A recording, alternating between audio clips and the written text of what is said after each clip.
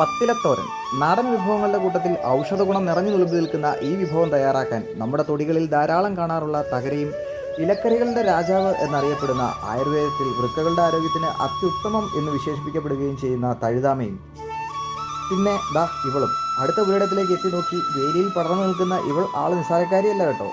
ശരീരത്തിലെ ചൂടകറ്റി കുളിർമ നൽകാനും കുടലിൻ്റെ ആരോഗ്യം സംരക്ഷിക്കാനും കഴിവുള്ള കുമ്പളവള്ളിയാണിത്. പിന്നെ നമ്മളുടെ സ്ഥിരം പുള്ളി വേലിച്ചീര. നാരുകൾ ധാരാളമുള്ള ഇവൾ മലബന്ധം അകറ്റാൻ മിടുക്കിയാണ്. ഇനി ചേനയിലയുടെ വരവാണ്. ഓണത്തിന് പറിക്കാൻ നിർത്തിയിരിക്കുന്ന അവളുടെ ഏതാനും തളിരിലകൾ കൂടി പറിച്ചെടുക്കുന്നു. പോരാഞ്ഞ് നാട്ടിലെ സ്ഥിരം പഞ്ഞംപൂറ്റിയായ ചീരച്ചേമ്പിൻ്റെ ഇലയും തണ്ടും. ഇവളാണ് കേട്ടോ കൂട്ടത്തിലെ അല്പം പരിഷ്കാരി മൽബറി ഇല. അടുത്തതായി നമ്മളുടെ സോഷ്യൽ മീഡിയ ട്രെൻഡിങ് താരം ശംഖുപുഷ്പത്തിൻ്റെ കുറച്ച് തളിർ വള്ളികൾ ഇലയോടൊപ്പം.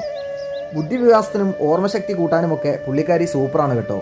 അതെ, ആ നെല്ലിമരത്തിൽ വലിഞ്ഞു കയറി കായ്ച്ചു കിടക്കുന്നത് ഒരു മത്തങ്ങയാണ്. ഇത് എങ്ങനെ ഇതിൽ വലിഞ്ഞു കയറിയോ എന്തോ.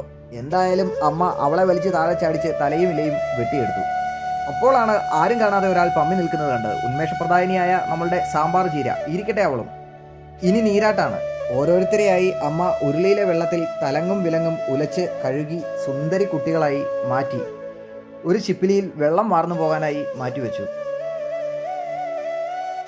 ക്യാമറാമാൻ ഓടി നടന്ന് തലങ്ങും വിലങ്ങും ഷോട്ടുകൾ പകർത്തി. ഇനി അരിച്ചിലാണ്.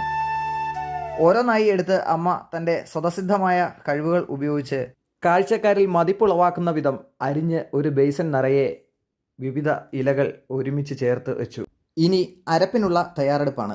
ചിരകിയ തേങ്ങയ്ക്കൊപ്പം മഞ്ഞൾപ്പൊടിയും ചെറിയ ഉള്ളിയും വെളുത്തുള്ളിയും കുറച്ച് കാന്താരിയും ജീരകവും ഒക്കെ ചേർത്ത് മിക്സിയിൽ ഒതുക്കിയെടുത്തു.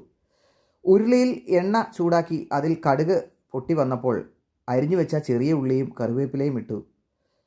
അവ ചെറുതായി ഒന്ന് മൂത്തപ്പോൾ അതിലേക്ക് അരിഞ്ഞു വെച്ചിരുന്ന നമ്മളുടെ പത്തില ഒന്നായി ചേർത്ത് കൊടുത്തു. അല്പം മഞ്ഞൾപ്പൊടിയും ഉപ്പും ഇതിലും ചേർക്കുന്നുണ്ട്.